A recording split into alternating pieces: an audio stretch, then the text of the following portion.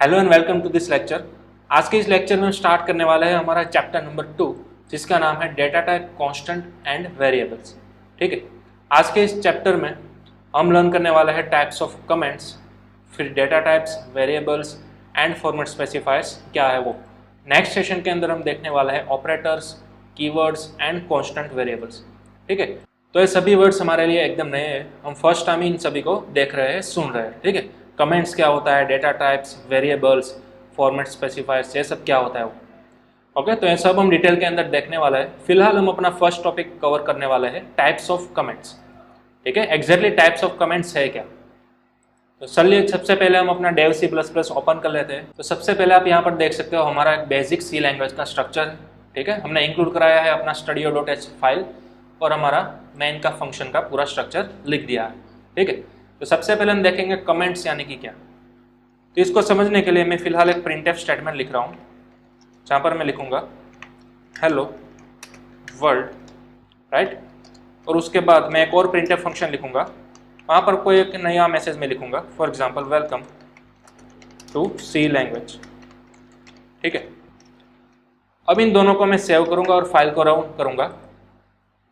तो आप देख सकते हो हेलो वर्ल्ड और वेलकम टू सी लैंग्वेज, दो अलग अलग मैसेज आ गए।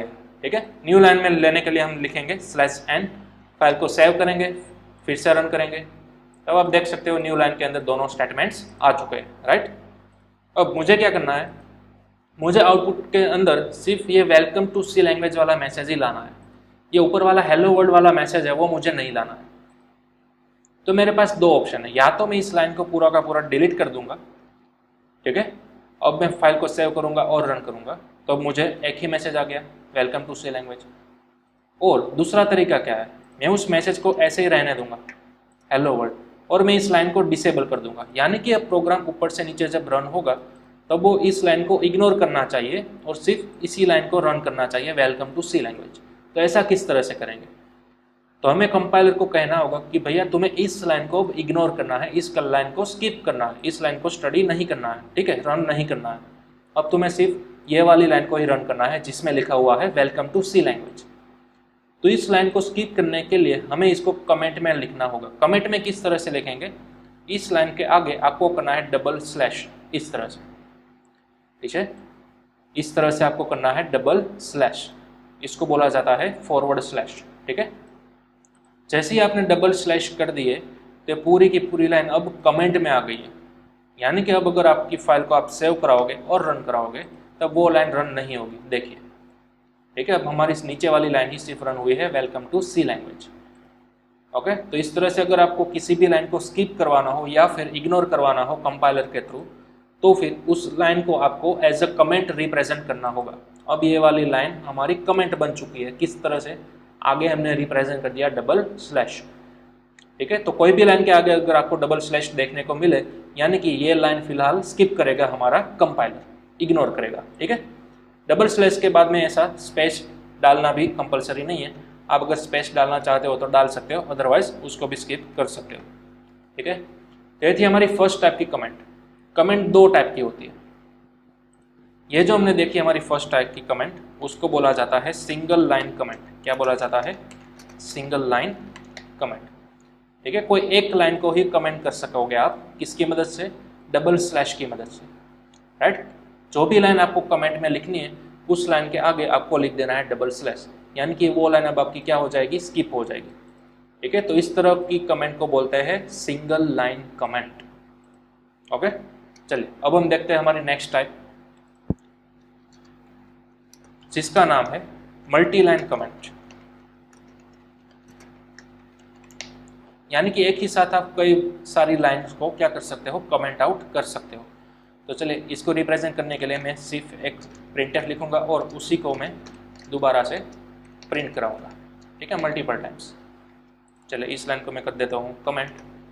अब हमारी ये जो लाइन है प्रिंटफ वाली, ठीक है, टोटल 7 लाइन्स है, वो 7 लाइन ही आएगी और इन सभी के पीछे हम लिख देंगे /n। ठीक है, न्यू लाइन के अंदर ले जाने के लिए। ओके, चलिए अब इस फाइल को मैं करूंगा सेव और रन। अब आप देख सकोगे 7 बार आ गया है वेलकम टू सी लैंग्वेज। ठीक है, अब हम क्या करेंगे, मुझे इस पहली 5 लाइन को कमेंट करना है। क्या करना है? पहली 5 लाइन को कमेंट करना है, यानी कि अब मेरी लास्ट वाली 2 लाइन है वही आउटपुट के अंदर आनी चाहिए, ऊपर की 5 लाइन नहीं आनी चाहिए। तो ऊपर की 5 लाइन को हम क्या कर सकते हैं? कमेंट कर सकते हैं, राइट। किस तरह से? हर एक लाइन के आगे आपको क्या लगा देना है? इस तरह से स्लैश स्लैश लिख देना है, राइट, यानी कि सिंगल लाइन कमेंट। अब अगर मैं फाइल को सेव करूंगा और रन करूंगा तो मुझे मिल जाएगी लास्ट की 2 वाली लाइन, ठीक है। तो ऑब्वियसली इस तरह से तो आप कर ही सकते हो, लेकिन इसको तो बोला जाता है सिंगल लाइन कमेंट। हमें तो क्या सीखना था? Multi line comment. चलिए, यहाँ पर तो हमारे पास सिर्फ 5 ही लाइन को कमेंट करना था, इसलिए हमने स्लैश स्लैश करके कर दिया था, ठीक है। लेकिन क्या हो अगर आपको एक ही साथ इस तरह की 100 लाइन है, 100 लाइन है, उसको कमेंट आउट करना है, तो हर किसी एक लाइन के आगे आप थोड़ी ना इस तरह से लिखना चाहोगे, राइट। ये तो थोड़ी लेंथी प्रोसेस होगी, समझ रहे हो। तो इसलिए आपको यूज़ करना है मल्टी लाइन कमेंट। किस तरह से? मल्टी लाइन कमेंट आपको जहाँ भी स्टार्ट करनी है वहाँ पर आपको लिखना है स्लैश स्टार, और जहाँ पर भी आपको ख़त्म करनी है वहाँ पर आपको लिखना है स्टार स्लैश। स्टार्ट करेंगे हम स्लैश स्टार से और ख़त्म करेंगे स्टार स्लैश से। इन दोनों के बीच में जितनी भी लाइन लिखी जाएगी वो होगी हमारी मल्टी लाइन कमेंट। देखिए, इस लाइन से मुझे हमारी कमेंट स्टार्ट करनी है, तो मैं यहाँ पर लिखूँगा स्लैश स्टार, और मुझे कहाँ पर ख़त्म करनी है? हमारी इस 5वीं लाइन के बाद में, तो यहाँ पर मैं लिखूँगा स्टार स्लैश। समझ रहे हो? तो देखिए, ये हमारा स्टार स्लैश, यानी कि हमारी मल्टी लाइन कमेंट अब यहाँ से स्टार्ट हो चुकी है, और स्टार स्लैश यानी कि यहाँ पर अब ख़त्म हो चुकी है। तो इसके बीच में अब जितनी भी लाइन आएगी वो होगी हमारी मल्टी लाइन कमेंट, यानी कि इतनी लाइन अब हो जाएगी स्किप, ठीक है। तो इस तरह से आपको कभी भी मल्टी लाइन कमेंट यानी कि 2 या फिर 2 से ज़्यादा लाइन को कमेंट करना हो तो फिर आप यूज़ कर सकते हो इस तरह से स्लैश स्टार और स्टार स्लैश, ठीक है। इन दोनों के बीच में आप जितनी भी लाइन लिखोगे वो हो जाएगी आपकी मल्टी लाइन कमेंट, यानी कि ये हो जाएगी आपकी इग्नोर, स्किप हो जाएगी, राइट। तो ये था हमारा टाइप्स ऑफ कमेंट। 2 टाइप्स का कमेंट आता है। पहला टाइप होता है सिंगल लाइन कमेंट, जो कि आप बनाओगे डबल स्लैश की मदद से। दूसरा टाइप आता है हमारा मल्टी लाइन कमेंट, जो कि आप बनाओगे स्लैश और स्टार की मदद से, ठीक है। तो इसका भी आप चाहो तो स्क्रीनशॉट निकाल सकते हो। ओके, चलिए, ये तो हमारा हो गया टाइप्स ऑफ कमेंट। अब इन सबको मैं इरेज कर देता हूँ, ठीक है। अब हम आगे बढ़ेंगे हमारे नेक्स्ट टॉपिक की तरफ, जिसका नाम है data type, variables and format specifier, ठीक है। चलिए, इसको समझने के लिए मैं आपको एक एग्जांपल थ्रू समझाऊंगा।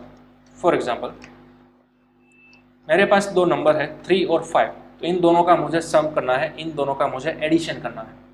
तो क्या मैं प्रिंटफ के अंदर इस तरह से लिख सकता हूँ 3 + 5, तो क्या इन दोनों का मुझे सम मिल जाएगा 8? चले देखते हैं। ये देखिए, हमें 8 नहीं मिला, बल्कि हमने जो प्रिंटफ के अंदर लिखा हुआ था वही एग्जैक्टली मिल रहा है, 3 + 5, राइट। यानी कि प्रिंटफ का कुछ इसमें कसूर नहीं है। प्रिंटफ तो क्या करेगा? डबल कोटेशन के अंदर आपने जो भी मैसेज दिया है वही तो प्रिंट करेगा, वही तो प्रिंटफ का काम है। लेकिन मेरा गोल फिलहाल क्या है? मुझे इन दोनों नंबर का सम करना है, इन दोनों नंबर का एडिशन करना है एग्जैक्टली। तो वो हम किस तरह से करेंगे? तो हम कभी भी प्रिंटफ की मदद से नहीं कर सकते। इसके लिए हमें यूज में लेना होगा वेरिएबल, ठीक है। इसके लिए हमें क्या यूज में लेना होगा? वेरिएबल। वेरिएबल एक नया शब्द है हम सभी के लिए, ठीक है। वेरिएबल यानी कि क्या? प्रोग्रामिंग के अंदर वेरिएबल यानी कि वन टाइप ऑफ कंटेनर। क्या होता है? वन टाइप ऑफ कंटेनर, जो कि हमारा डेटा स्टोर करेगा, which stores our data, right. Variables यानी कि एक प्रकार का कंटेनर जो कि आपके डेटा को स्टोर करेगा, ठीक है। फॉर एग्जाम्पल, हमारे पास 2 टाइप के डेटा है फिलहाल, 3 और 5, ठीक है। तो एक है हमारे पास 3 और एक है हमारे पास 5। तो 3 को हमें किसी के अंदर स्टोर करना होगा। फॉर एग्जाम्पल, अगर आपको मैं एक एग्जाम्पल दूँ, हमारे घर के अंदर 3 लीटर मिल्क पड़ा हुआ है और दूसरी बाल्टी के अंदर 5 लीटर मिल्क पड़ा हुआ है, यानी कि कोई एक कंटेनर, ठीक है। हमारे पास 2 अलग अलग कंटेनर है, जिसके अंदर 3 लीटर मिल्क पड़ा हुआ है, दूसरे कंटेनर के अंदर 5 लीटर मिल्क पड़ा हुआ है। तो वो किसी कंटेनर के अंदर पड़ा हुआ है ना। तो यहाँ पर भी प्रोग्रामिंग के अंदर भी आपको ये जो डेटा है वो आपको कोई किसी कंटेनर के अंदर स्टोर करना होगा, और उस कंटेनर को बोला जाता है वेरिएबल, ठीक है। ओके, तो फॉर एग्जांपल, मैं यहाँ पर कोई भी एक नया कंटेनर बनाऊंगा, a = 3, और इसी तरह से b = 5। ठीक है, लाइन एंड होने के बाद आपको क्या लिखना है, सेमीकोलन। तो इस तरह से मैंने क्या किया, 3 डेटा को इज इक्वल टू की मदद से असाइन कर दिया ए नाम के वेरिएबल के अंदर। ठीक उसी तरह से 5 को भी मैंने असाइन कर दिया बी नाम के कंटेनर के अंदर। ठीक है, तो ये हमारा कंटेनर है, वेरिएबल है। अब ए के अंदर हो चुका है स्टोर मेरा 3, बी के अंदर स्टोर हो चुका है 5। ठीक है, तो ए और बी जो कि अलग अलग हमारा डेटा स्टोर कर रहा है उसको बोला जाता है वेरिएबल। यहाँ पर ए को भी एक वेरिएबल बोला जाएगा, बी को भी एक वेरिएबल बोला जाएगा। यानी कि ए एक कंटेनर है जो क्या कर रहा है, स्टोर 3, बी भी एक कंटेनर है जो कि क्या स्टोर कर रहा है, 5।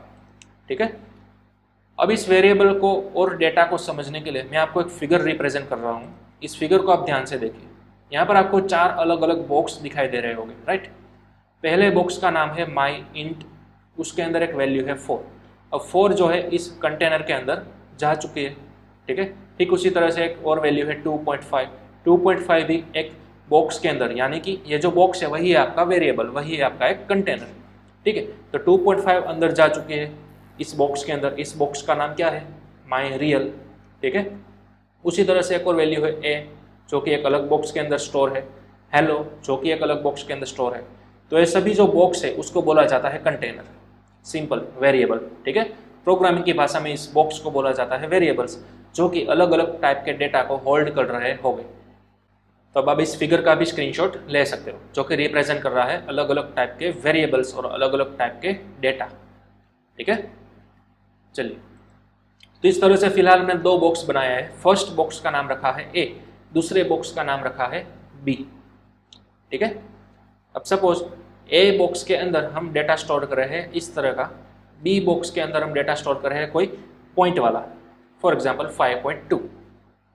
ओके, चलिए, अब इन दोनों को मैं प्रिंट कराऊंगा प्रिंटएफ की मदद से,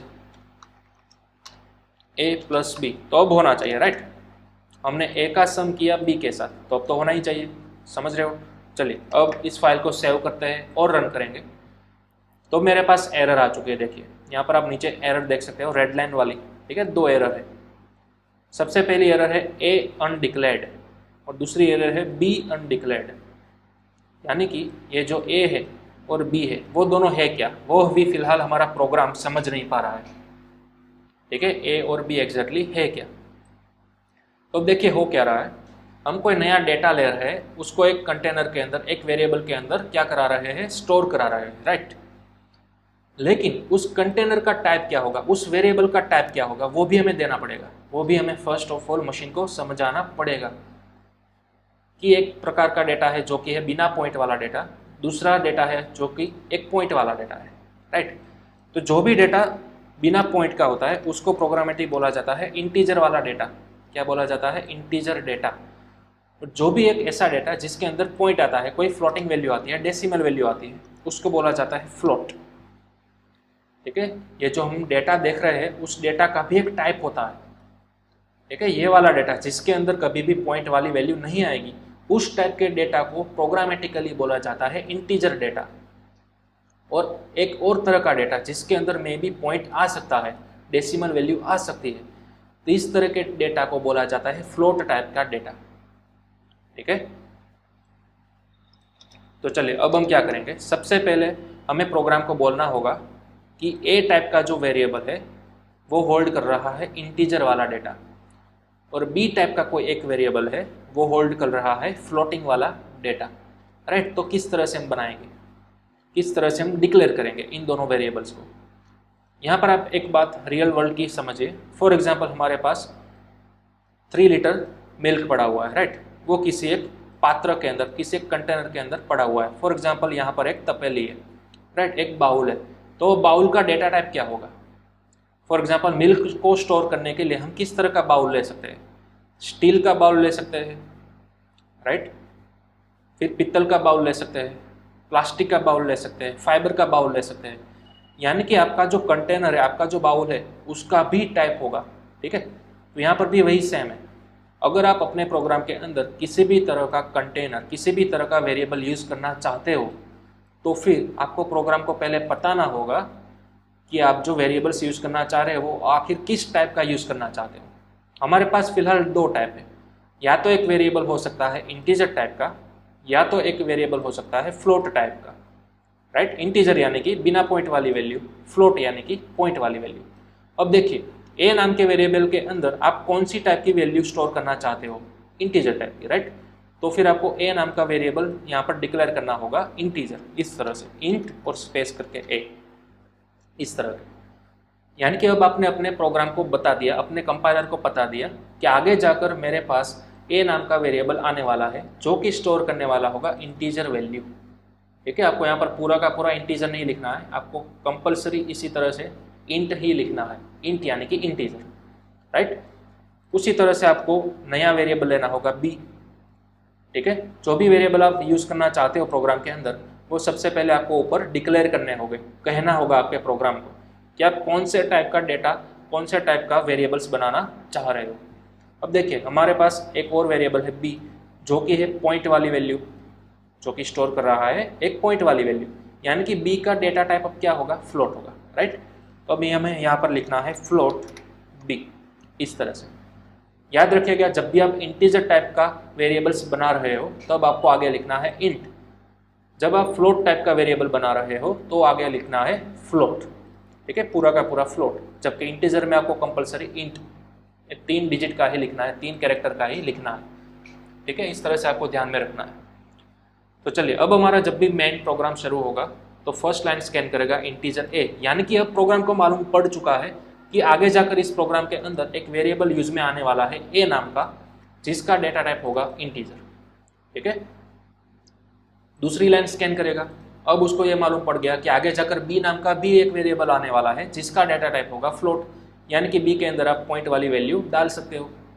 ठीक है, तो इस तरह से आपको डिक्लेयर करना होगा वेरिएबल्स, जितने भी वेरिएबल्स, जितने भी कंटेनर्स आप अपने प्रोग्राम्स के अंदर यूज़ करना चाहो वो कर सकते हो, लेकिन उन सबको यूज़ करने से पहले यहाँ पर ऊपर आपको उन सबको डिक्लेयर करना होगा। ठीक है, इसको बोला जाता है डिक्लेरेशन। क्या बोला जाता है, वेरिएबल का डिक्लेरेशन, यानी कि आपको वेरिएबल का डिक्लेयर करना है। आपने वेरिएबल को डिक्लेयर कर लिया है ऊपर, अगर आपने डिक्लेयर नहीं किया होगा तो इस तरह से आप इसको यूज़ भी नहीं कर सकते। ठीक है, अगर यूज़ करना चाहते हो डायरेक्टली विथआउट डिक्लेरेशन तो आपको एरर बताएगा, राइट। तो इस तरह से आपको बनाना है वेरिएबल्स, इसका भी आप स्क्रीनशॉट फिलहाल निकाल लो। इस तरह से हम 2 वेरिएबल्स बना सकते हैं, इंटीजर और फ्लोट। ओके, तो ये इंटीजर और फ्लोट है, उसको बोला जाता है डेटा टाइप। क्या बोला जाता है, डेटा टाइप। ये हमारा नया वर्ड है डेटा टाइप, यानी कि क्या, टाइप ऑफ स्पेसिफिक डेटा। हमारे पास फिलहाल 2 तरह के डेटा है, 3 और दूसरा डेटा है 5.2। तो 3 का डेटा टाइप क्या होगा, इंटीजर हुआ, राइट। 5.2 का डेटा टाइप क्या हुआ, फ्लोट हुआ, राइट। तो इस तरह से आपको मेंशन करना है डेटा टाइप। ठीक है, डेटा टाइप भी डेफिनेशन यहाँ पर आप देख सकते हो। ओके, अब सिंपल करने के लिए मैं यहाँ पर कमेंट निकाल देता हूँ। ठीक है, ये है हमारी सिंपल डिक्लेरेशन और ये है असाइनमेंट। इसको बोला जाता है असाइनमेंट। क्या बोला जाता है, असाइनमेंट या फिर इनिशियलाइजेशन। किसी भी वेरिएबल के अंदर आप अगर उसकी वैल्यू प्रोवाइड कर रहे हो तो इस प्रोसेस को बोला जाता है असाइनमेंट करना या फिर इनिशियलाइजेशन करना। एक ही वैल्यू को आपने इनिशियलाइज किया, किससे, 3 से। बी की वैल्यू को आपने इनिशियलाइज किया किससे, 5.2 से, यानी कि 5.2 अब चला गया बी नाम के बॉक्स के अंदर, यहाँ पर 3 चला गया ए नाम के बॉक्स के अंदर। ठीक है, तो इन प्रोसेस को बोला जाता है असाइनमेंट या फिर इनिशियलाइजेशन। वेरिएबल्स को बनाने की प्रोसेस को बोला जाता है डिक्लेरेशन। वेरिएबल्स के अंदर वैल्यू स्टोर करने की प्रोसेस को बोला जाता है इनिशियलाइजेशन या फिर असाइनमेंट। ठीक है, इन सब प्रोसेस का नाम आपको याद रखना है, ये सब प्रोग्रामेटिकली नए नए वर्ड और कुछ नहीं। ठीक है, अब चलिए आगे बढ़ते हैं। और हाँ, किसकी मदद से हमने असाइन किया, 3 को ए के अंदर किसकी मदद से डाला हमने, इक्वल टू की मदद से, राइट। ठीक उसी तरह 5.2 को हमने बी के अंदर असाइन किया, लेकिन किसकी मदद से, इक्वल टू की मदद से। तो इक्वल टू एक प्रकार का ऑपरेटर है। क्या है, ऑपरेटर। ठीक है, वो हम नेक्स्ट लेक्चर के अंदर डिटेल के अंदर देखने वाले हैं, लेकिन फिलहाल आप याद रखिएगा equal to 1 type of operator है। ऑपरेटर यानी कि कोई एक काम करता होगा स्पेसिफिक। इक्वल टू का काम क्या है, राइट हैंड साइड ऊपर जो भी वैल्यू है उसको असाइन करेगा लेफ्ट हैंड साइड के ऊपर रहे हुए वेरिएबल के अंदर। ठीक है, ओके। तो अब हमने देख लिया डिक्लेरेशन एग्जैक्टली क्या है, वेरिएबल्स को बनाना। असाइनमेंट या फिर इनिशियलाइजेशन क्या है, उस वेरिएबल के अंदर कोई वैल्यू को असाइन करना। ठीक है, ओके। चलिए अब मैं क्या करूँगा, दो सेम टाइप के वेरिएबल बनाऊंगा। फॉर एग्जाम्पल ए के अंदर भी इंटीजर वाली वैल्यू डाली है मैंने, बी के अंदर भी इंटीजर वाली वैल्यू डाल दी है। तो बी का डेटा टाइप भी मुझे चेंज करना होगा, क्या, इंटीजर, इस तरह से। ठीक है, क्यों, क्योंकि हमारे पास दोनों वेरिएबल्स की डेटा टाइप क्या है, इंटीजर है, इसलिए हमने दोनों वेरिएबल्स ऊपर क्या बनाए, इंटीजर ही बनाए हैं। ठीक है, अगर आपके पास ऐसे 10 वेरिएबल है तो 10 वेरिएबल बनाओ, तो सबसे पहले ऊपर आपको 10 वेरिएबल इस तरह से डिक्लेयर करने होंगे, integer a, integer B, integer C, integer D, whatever, जो भी आपने नाम रखा हो। ठीक है, और हाँ, वेरिएबल्स का नाम आप कुछ भी रख सकते हो। यहाँ पर जो आपने वेरिएबल्स बनाए हैं ना, ए और बी, उसका नाम आप कुछ भी रख सकते हो। फॉर एग्जाम्पल यहाँ पे मैं लिख रहा हूँ फर्स्ट और दूसरे का नाम मैं लिख रहा हूँ सेकंड।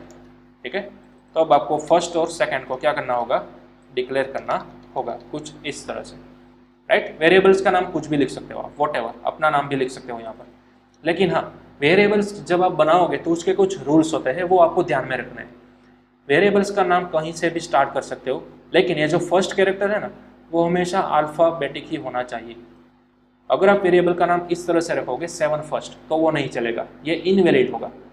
ठीक है, आपने डिक्लेयर भी कर लिया, आपने यूज भी कर लिया, लेकिन यहाँ पर आपको एरर दिखाई देगी। क्यों, वेरिएबल्स का रूल है फर्स्ट लेटर कभी भी न्यूमेरिक नहीं होना चाहिए।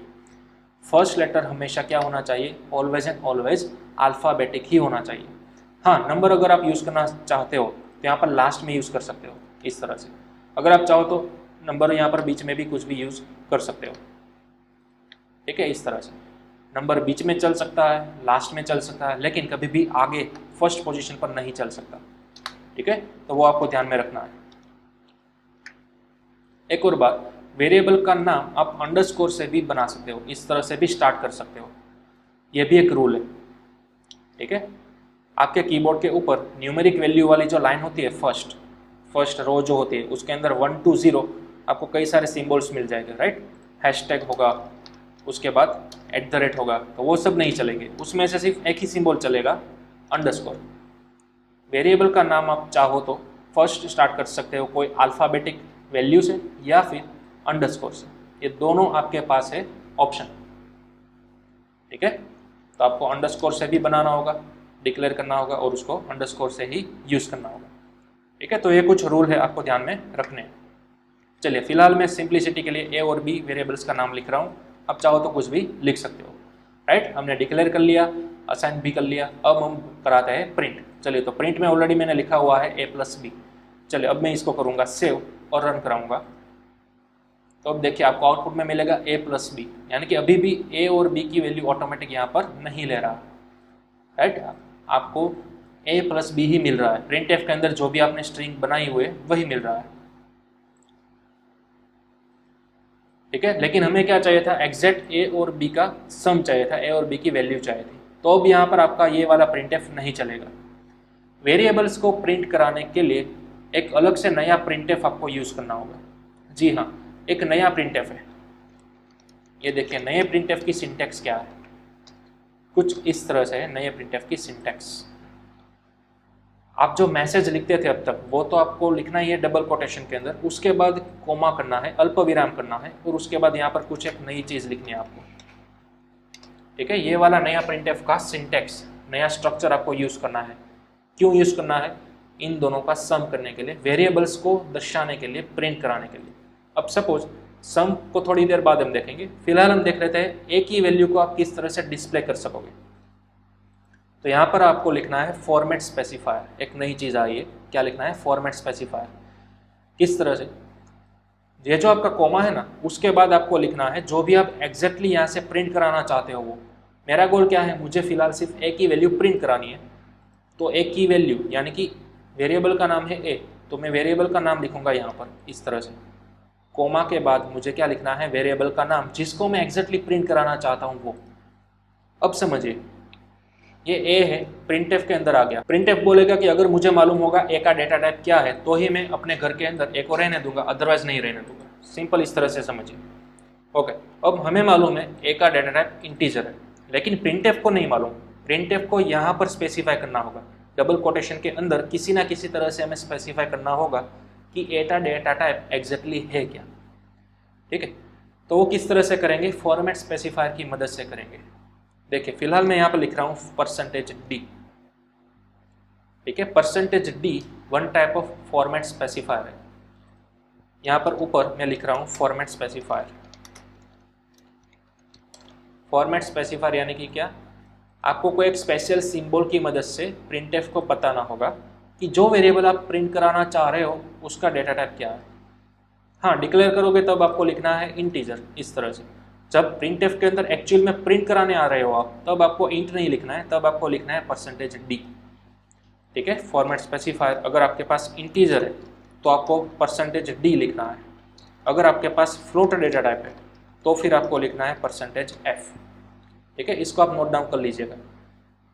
%d और %f इन दोनों को बोला जाता है फॉर्मेट स्पेसिफायर। इंटीजर को स्पेसिफाई करने के लिए आपको लगाना होगा %d। अगर यहाँ पर कोई फ्लोट वेरिएबल है तो आपको प्रिंटफ के अंदर लिखना होगा %f। ठीक है, चलिए अब मैं इस फाइल को करूँगा सेव और करूँगा रन। तो अब आप देखिए आपको आउटपुट के अंदर 3 मिल चुका है, राइट। हमने a की वैल्यू प्रिंट करानी चाहिए। a के अंदर कितना पड़ा हुआ है, फिलहाल 3 पड़ा हुआ है, राइट। तो यहाँ पर हमने नया प्रिंटफ का वर्जन यूज़ किया। सबसे पहले हमने डबल कोटेशन के अंदर कहा %d, यानी कि a की जो वैल्यू आएगी वो यहाँ पर रिप्लेस हो जाएगी %d की जगह पर। यानी कि बैकएंड में क्या हो रहा है, जब ये स्टेटमेंट चल रहा है, एग्जीक्यूट हो रहा है, तब a की वैल्यू कितनी है, 3 है, राइट। तो वो 3 यहाँ पर रिप्लेस हो जाएगी। जहाँ पर आपने %d लिखा हुआ है वहाँ पर आ जाएगा 3 और ये चला जाएगा बैकएंड में, आपको नहीं दिखेगा, राइट। यानी कि इनडायरेक्टली प्रिंटफ के अंदर क्या आ गया, 3 आ गया। तो इस तरह से हमें आउटपुट के अंदर मिला 3, राइट। लेकिन आपको क्या लिखना है, इस तरह से फॉर्मेट स्पेसिफायर वाली लाइन लिखनी है। ठीक है, चलिए इसी तरह से मैं प्रिंट कराऊंगा b को। तो सबसे पहले आपको इस तरह का नया फॉर्मेट लिख देना है।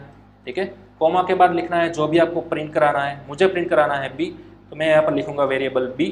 और b का डेटा टाइप क्या है वो मुझे प्रिंटफ को बोलने आना पड़ेगा, स्पेसिफाई करने आना पड़ेगा, राइट। b का डेटा टाइप है इंटीजर, तो यहाँ पर मैं यूज़ करूँगा %d। ठीक है, इंटीजर जब भी आएगा आपको फॉर्मेट स्पेसिफायर यूज़ करना है %d, राइट। चलिए तो अब मैं फाइल को सेव करूँगा। और हाँ, सबसे पहले मैं यहाँ पर लिख देता हूँ %n न्यू लाइन के अंदर जाने के लिए। ठीक है, अब मैं फाइल को करूँगा रन।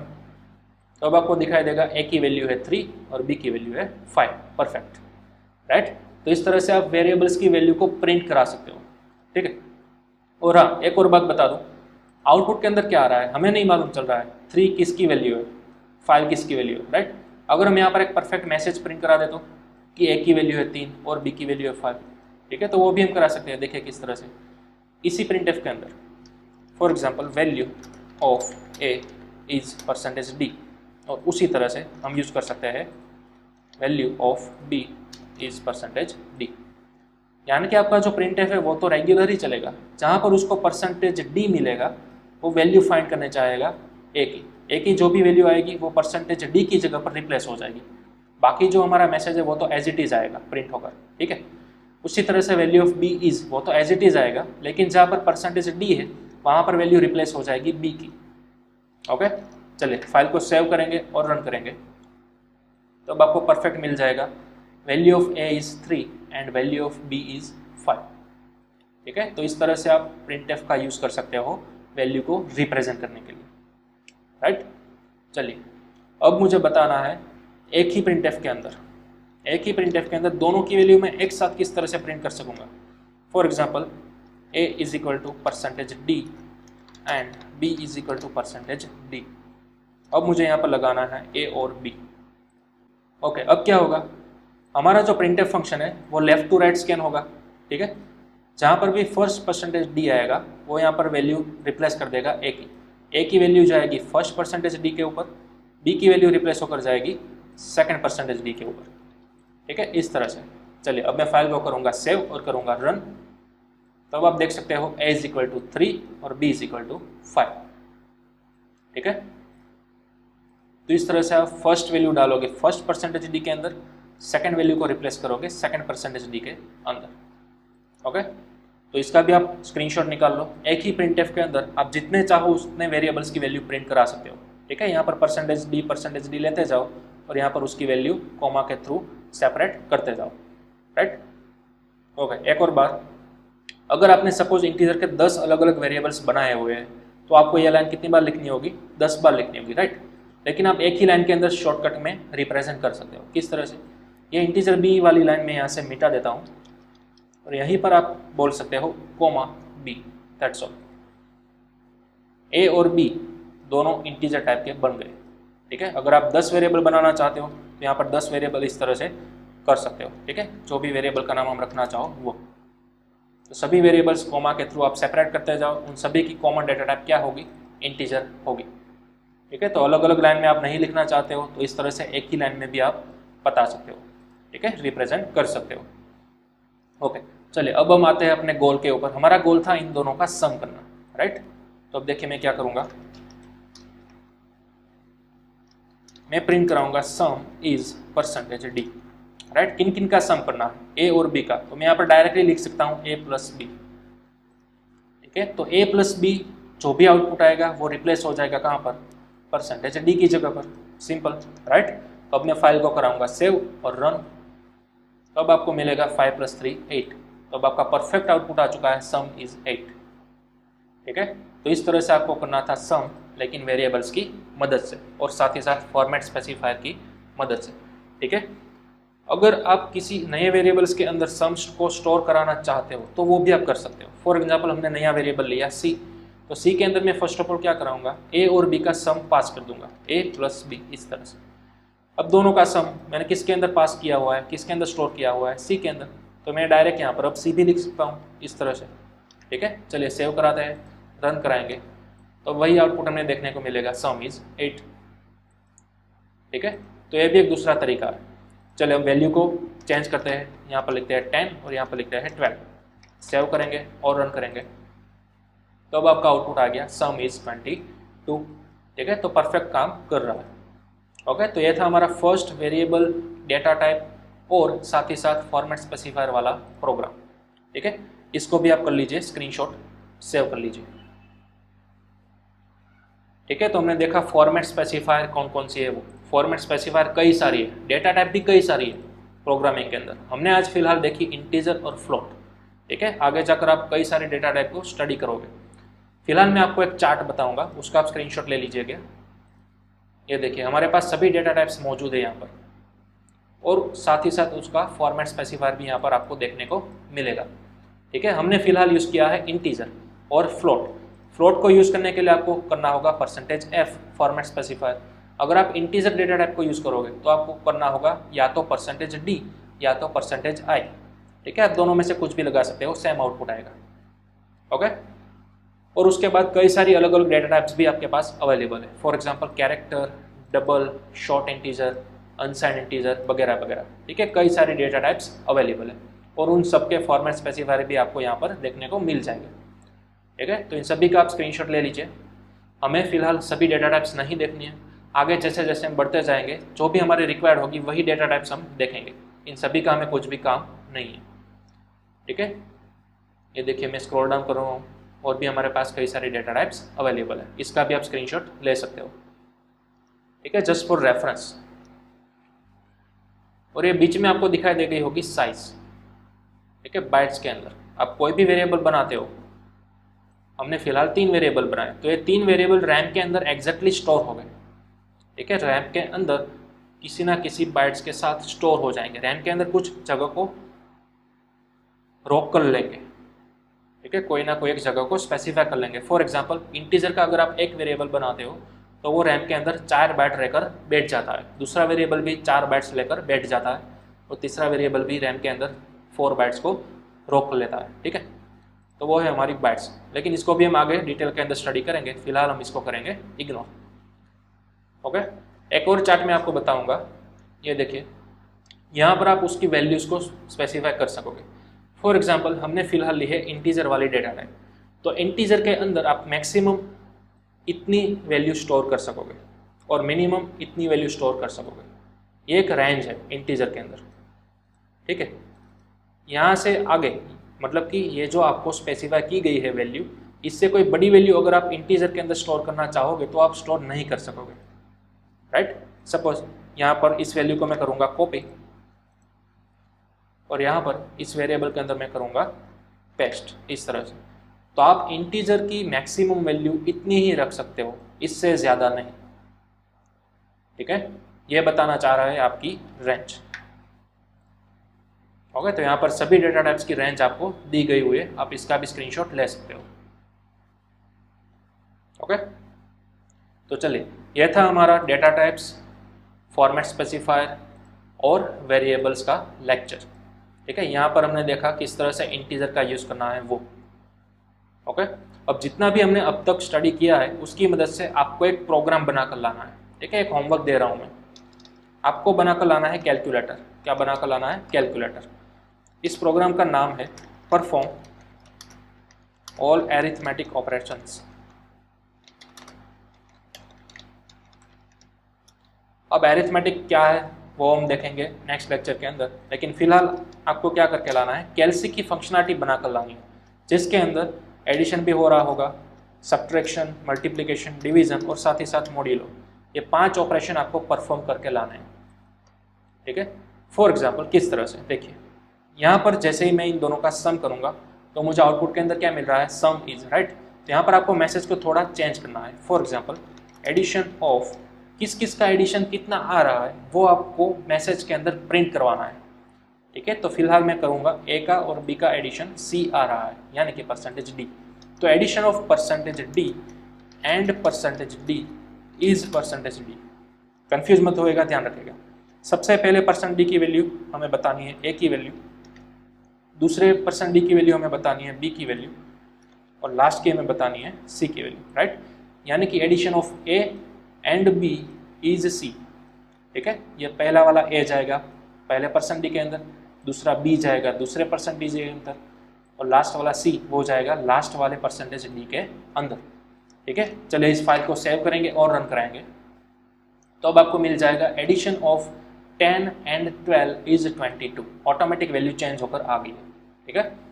चलिए यहाँ पर हम दूसरी बार चेंज करते हैं कोई वैल्यू, 5 और 8, फाइल को कराएंगे रन। तब आप देख सकते हो एडिशन ऑफ 5 एंड 8 इज 13, ठीक है। तो इस तरह से आपको आउटपुट के अंदर लाना है सभी कैलसी की फंक्शनलिटीज़। यहाँ पर तो मैंने सिर्फ एक ही लाइन को प्रिंट किया हुआ है, आपको टोटल 5 लाइन प्रिंट करनी है।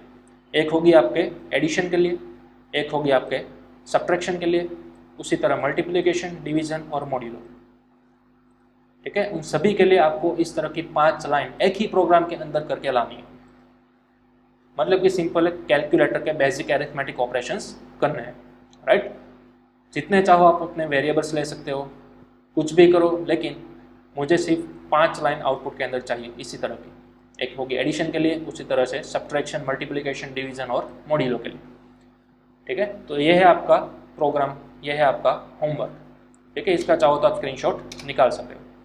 और ये मैंने सैम्पल भी एक लाइन बता दिए, इस तरह के आपको टोटल 5 अलग अलग न्यू लाइन्स लानी है, ठीक है, एक ही प्रोग्राम के अंदर। ओके, तो आपको प्रैक्टिस करनी है, हमारा जब नेक्स्ट लेक्चर आता है तब तक इन सभी ऑपरेशंस की, ठीक है। फॉर्मेट स्पेसिफायर्स क्या है, वेरिएबल्स क्या है, डेटा टाइप्स क्या है, उसकी सभी को आपको प्रैक्टिस कर लेनी है, और उसके बाद आपको ये वाला प्रोग्राम बनाकर लाना है। ओके, तो चलिए अब हम मिलते हैं अपने नेक्स्ट लेक्चर के अंदर।